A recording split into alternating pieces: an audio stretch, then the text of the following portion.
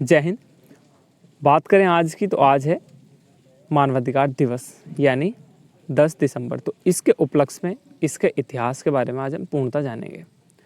सबसे पहले देखते हैं कि राष्ट्रीय मानवाधिकार आयोग एक कैसी संस्था है। तो ये एक वैधानिक संस्था है जिसकी स्थापना मानव अधिकार संरक्षण अधिनियम, इसका अधिनियम भी 1993 में आया था और इसकी स्थापना भी 1993 में 12 अक्टूबर को की गई थी।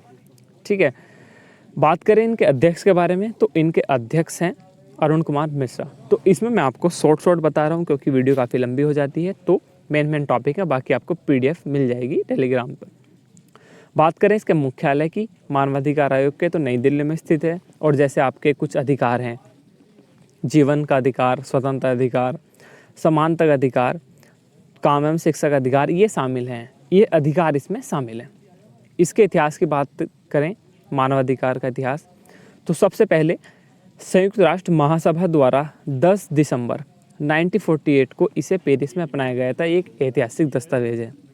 ठीक है, क्योंकि इस समय पहली बार मानव अधिकारों को सुरक्षित करने का प्रयास किया गया था। 1948, याद रखिएगा, 1948 में 10 दिसंबर। तो ये 10 दिसंबर की डेट यहाँ से महत्वपूर्ण हुई है क्योंकि आप इसकी स्थापना 12 अक्टूबर को, वो वाला 12 अक्टूबर को जो उसकी स्थापना हुई है वो अलग है। वो कैसे अलग है वो मैं आपको अब बताऊंगा। ठीक है, तो 10 दिसंबर को मानवाधिकार दिवस मनाया जाता है। उसके बाद 1991 में पेरिस में एक बैठक हुई, ठीक है, जिसे पेरिस सिद्धांत के नाम से जाना जाता है।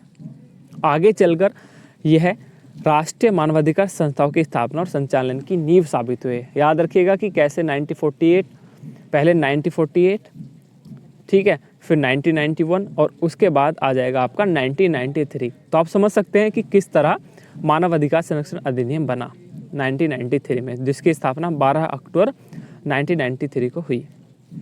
और ये अधिनियम क्या है कि राज्य सरकारों को भी राज्य मानवाधिकार आयोग बनाने का अधिकार देता है।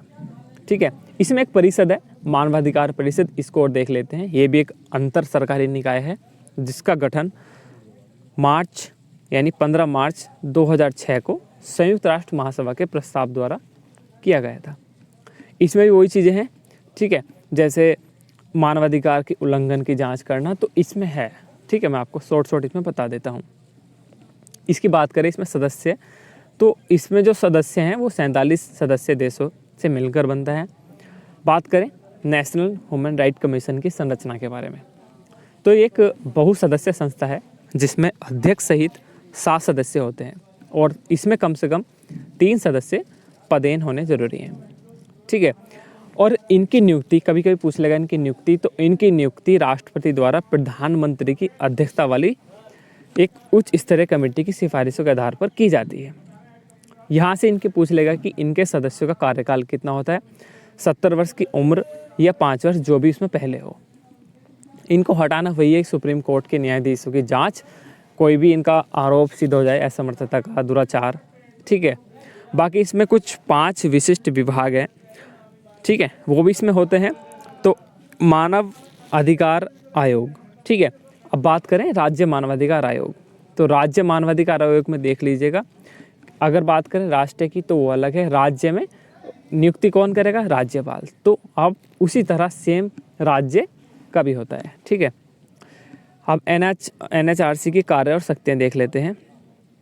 ठीक है, देखो यहाँ से क्वेश्चन बहुत ज़्यादा फंसते हैं। वो कैसे कि जो मानवाधिकार के उल्लंघन से संबंधित कोई मामला यदि NHRC के संज्ञान में आता है तो याद रखिएगा शिकायत के माध्यम से वो लाया जाता है। उसको जांच करने का अधिकार है, सिर्फ जांच करने का। ठीक है, यानी इनके पास मानवाधिकार के उल्लंघन संबंधित सभी न्यायिक मामलों में हस्तक्षेप करने का अधिकार है। बाकी इन्हें देख सकते हैं कि जेल में बंद कैदियों की स्थिति, निरीक्षण, उसमें सुधार का सुझाव दे सकता है। ठीक है, इसमें सब कुछ लिखा हुआ है। लेकिन अब देखिए कि आयोग जो है अपनी रिपोर्ट भारत के राष्ट्रपति के समक्ष प्रस्तुत करता है, जिसे संसद के दोनों सदनों में रखा जा सकता है।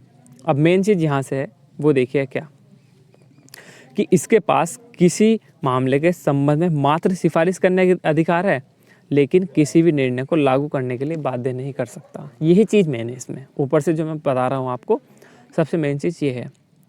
बाद शिकायत जांच नहीं कर सकता जो घटना होने के 1 साल बाद दर्ज कराई जाती हैं। ठीक है, तो ये भी एक महत्वपूर्ण पॉइंट है। तो ये था मैंने बहुत शॉर्ट में आपको बता दिया है, बाकी इसकी PDF मैं टेलीग्राम पे दे दूँगा।